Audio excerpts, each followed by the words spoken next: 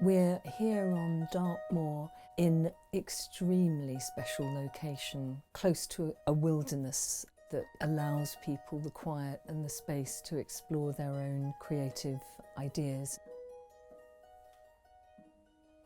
Each workshop has delivered a 3-day programme and open conversation about making, about content, about ideas. A very, very inclusive experience that's much more participatory process or a way of making work in the landscape. A lot of experimentation, a lot of play. People are encouraged to really explore their own voice.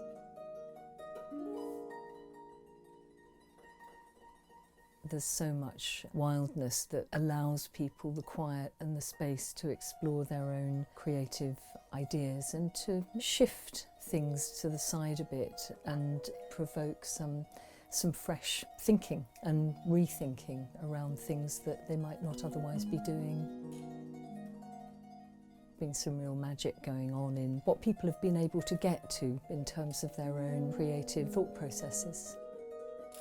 I would say there's a very large self-inquiry element to this course where people are encouraged to really explore what it is that the landscape is provoking in them, but also what there is going on within their own internal makeup that they might want to bring to a place, and that's transferable to many things. It could be to a portrait, it could be to a project in an inner city.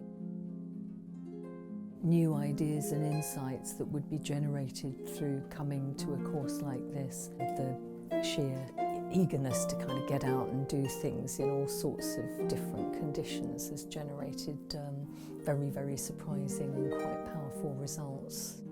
Foremost, I think an individual would gain incredible enjoyment and inspiration from being here, a huge amount of insight into what might be behind the making of different kinds of work through the conversations that they have with the people who are running the different workshops and in conversation with each other.